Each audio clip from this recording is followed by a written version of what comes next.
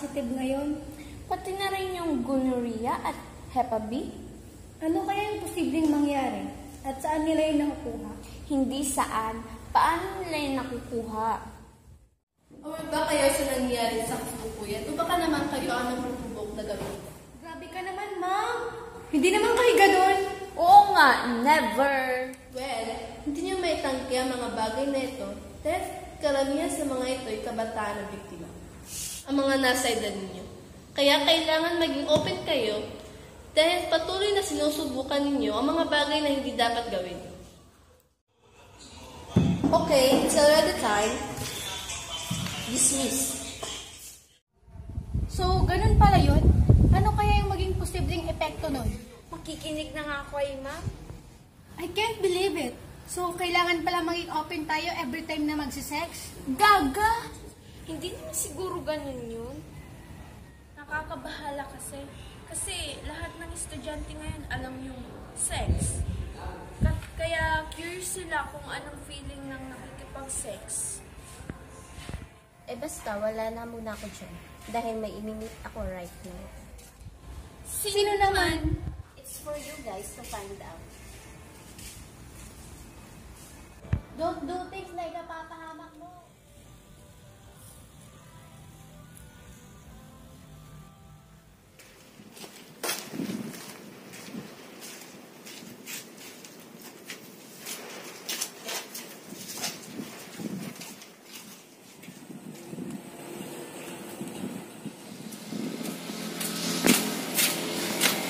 Paano na kaya to? Wala akong pera. Matsari pa naman namin ng jowa ko ngayon. Pare!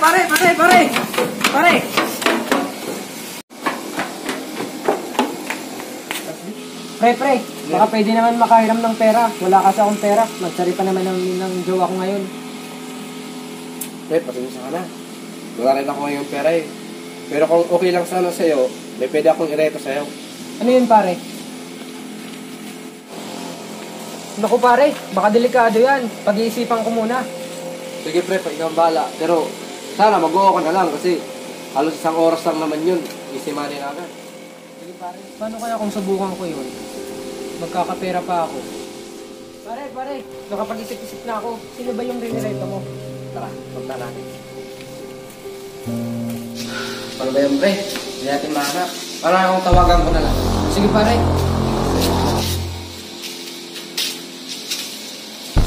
Hello? Hello, baby girl. Oh, Asan hello, ka ba baby ngayon? boy. Asan ka ngayon? Nandito lang ako sa bahay. Bakit, may kailangan ka ba? Meron sana, may lakad ka ba ngayon? Wala naman. Bakit, may papakilala ka? Ba't alam mo? Alam mo naman ako. Nice ko sana ipakilala sa'yo yung kaibigan ko. Sino ba yan? Basta, dala ko na lang dyan mamaya. Okay lang ba? Sige. Nakahanda na ako. Sige, bye. Bye, baby girl. Bye-bye, baby boy. See you next time.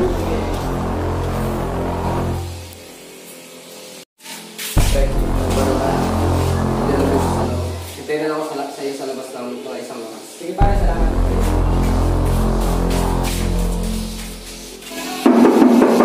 Baby girl? Sige, pasok.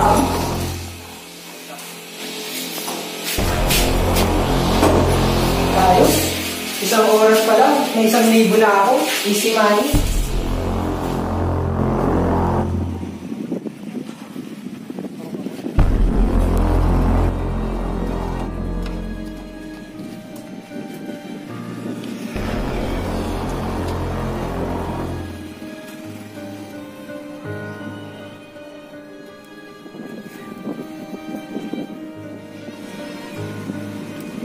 Happy Mansuri, babe. Happy Mansari, babe. I love you. I love you. Babe, gusto mo uminom? May alam akong inuman dito eh.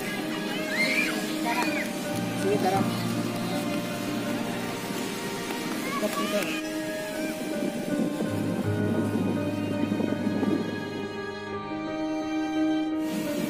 Babe, nahihilo ka na ba? Hindi, okay na ako. Kaya ko pa. Dalhin na kaya kita dun sa kwarto, babe. Kaya ko pa. Hindi, babe, tara na. Tara, babe.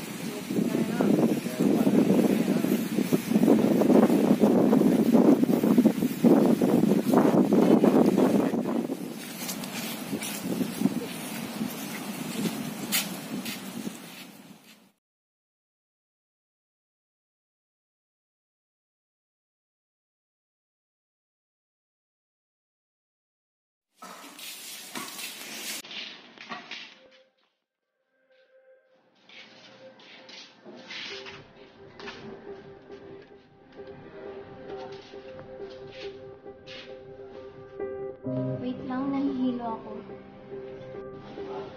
Girl, okay ka lang ba? Kumakain ka pa ba? Mukhang konting ihip lang ng hangin, kukumbulsyonin ka na. May masakit ba sa'yo or may sakit ka? Wala, ito okay lang.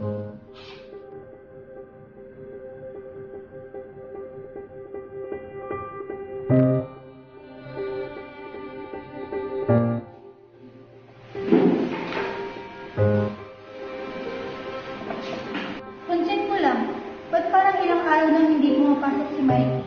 Kaya nga, pati ngayon hindi siya pumasok, absent siya. Napansin ko lang last time, ang putla-putla niya. May sakit ba siya? Ewan ko. May gagawin ka ba mamaya? Wala. Bakit? Pwede bang puntahan natin si Mikey? Sige, kasi alang-alang na rin ako eh. Anong oras? Mga 1 p.m.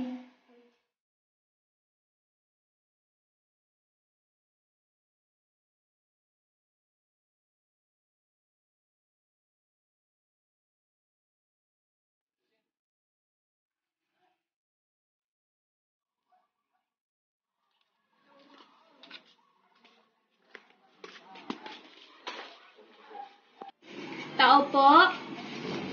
Tao po? Anong kailangan nyo? Nandyan po ba si Mikey? Nandito, kaso may sakit, nakahiga. Nandito po kasi kami para dalawin siya. Sige, tuloy na kayo.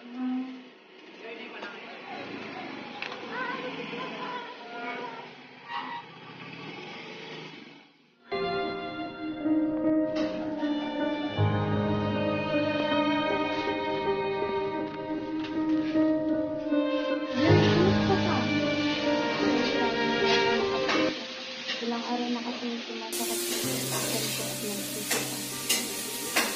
Ba't hinihilaw ka? May sakit ka ba? Magpahinga ka ha, at magpagaling ka na rin. Kami nang bahala magpaliwanag sa teacher. Maraming salamat sa inyo at sa pagdalaw ninyo.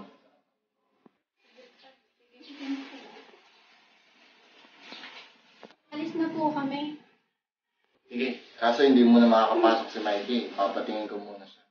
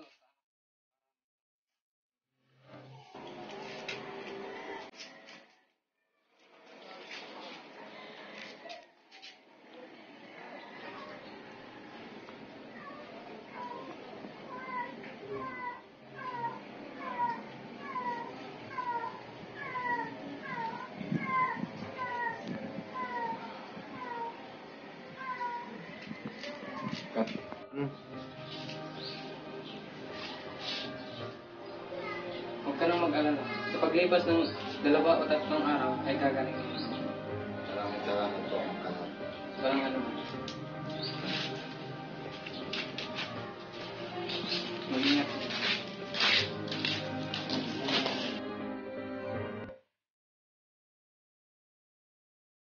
Saan tatay mo? Nasa labas. Nagpa-check up ka na ba? Wala, nagpunta lang kami sa albularyo ni tatay. Ha? Bakit? Sa ganyang lagay mo, hindi ka pa nagpa-check up? At sa abularyo ka lang talaga pumunta? Halika, samahan ka namin magpa-check up. Huwag na.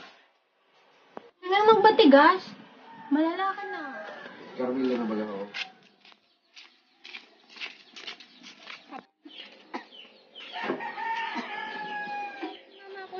sasama. Ikaw nang bahala sa tatay ni Mikey. Sige, ako na magpapaliwanag. Saan po kayo? Sa pinakamalapit po na ospital.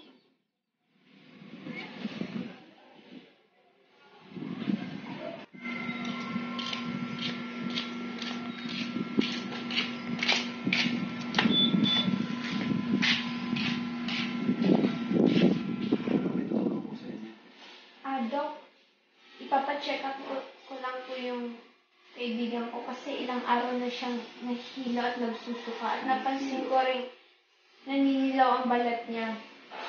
Ano, may iba pa ba siyang nararamdaman na medyo kakaiba? Sumasakit daw po yung tiyan niya, kaya hindi siya makapasok. I-try kaya natin na ipa-CBC siya para malaman kung ano yung nangyayari sa katawan niya.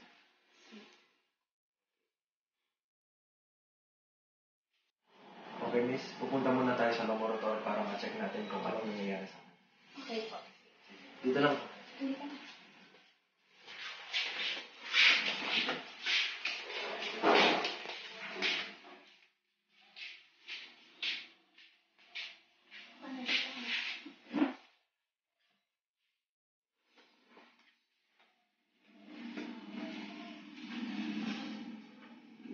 According to what I found out, wala naman sa history ninyo ng may Hep B. Bakit, Dok? Ano po bang sakit? Pero nakikita ko kasi na dito sa findings ko na meron kang Hep B. Ano po? Wait lang. May boyfriend ka ba?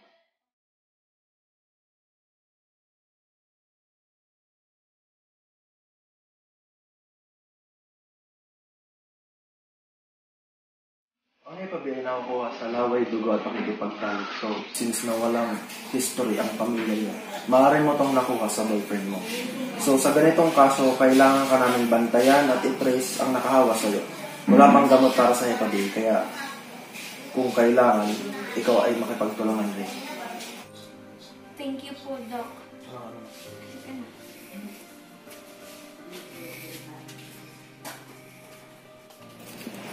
Teka lang. Tatanong ako sa'yo.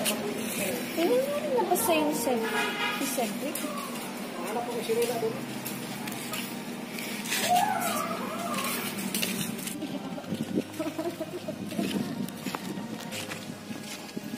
Ikaw ang may kasalanan kung bakit ganyan sa atin ay hindi na siya gagaling dahil sa'yo. Alam mo ba kung anong meron sa kanya? May Hep B siya. Alam mo ba yun, ha? Ha? Nakakasakit ka na. Tama na yan. Halika na nga, Mikey.